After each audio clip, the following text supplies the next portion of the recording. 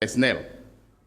Ladies and gentlemen of the media and my fellow countrymen and women, having concluded our investigations, we'll be filing charges against 12 suspects who worked as directors and staff of the NSA. I've already listed them, but for the abundance of doubt, let me mention them again.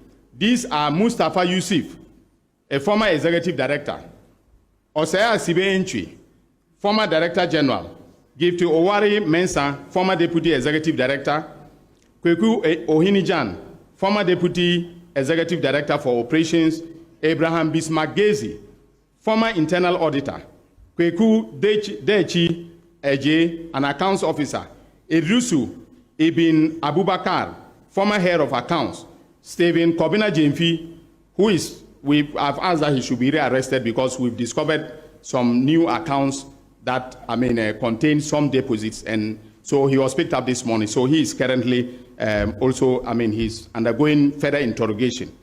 Koforidua, he's a Koforidua director. Then Prince Agbofa Ewuku, a district director, and Jacob Yorsin, management information systems administrator in the northern region. We will also file charges against the following persons who are vendors on the marketplace on the central management system of the NSA in the eastern, Greater Accra, and Ashanti regions. Isaac Osei Asamani, the owner of Stalwart Option Buy Ventures; Charles Ohomening, the owner of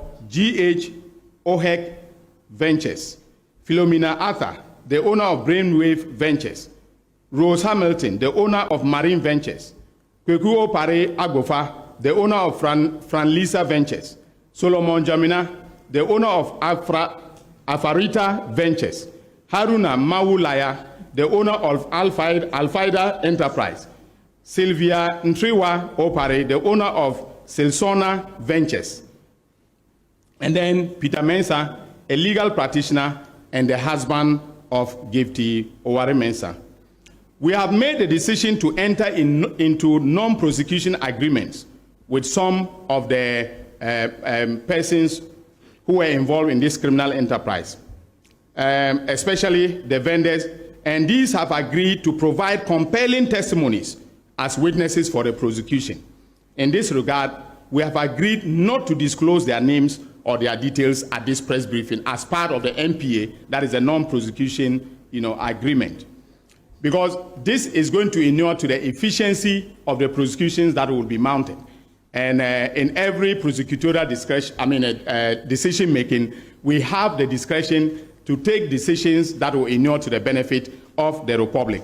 And we have decided in the office, together with the investigators, that some of the marketplace vendors and some other directors and staff who came to us may be serving as prosecution witnesses. Some of them offered to be prosecution witnesses, and we rejected their offers. They came, met with my deputy, we evaluated the evidence and thought that it will be inimical to the entire prosecutorial enterprise if we accepted their offers to serve as prosecution witness. So, given the numbers that we're offering to serve as witnesses, it can tell you where we are headed with this investigation.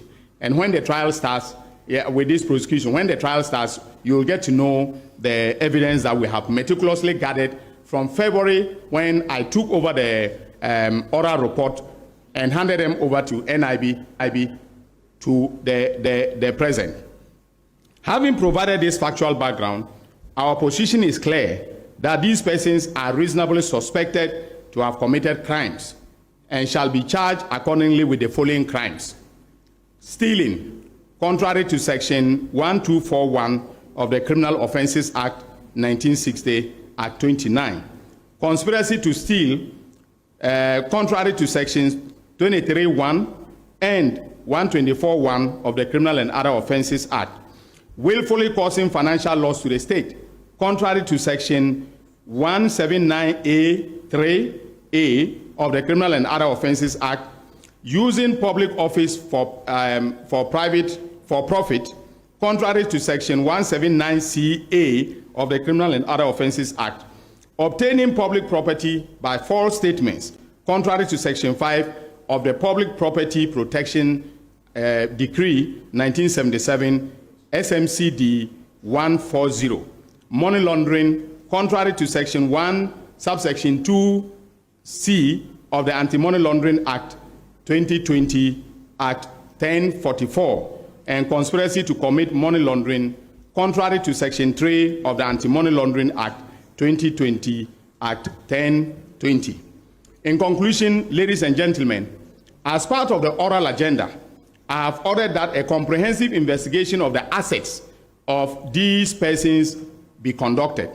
That investigation is ongoing, and we shall be pursuing the suspect to retrieve funds attributable to them and assets they have acquired using those funds. So I want to thank you very much once again for covering this press conference. God bless.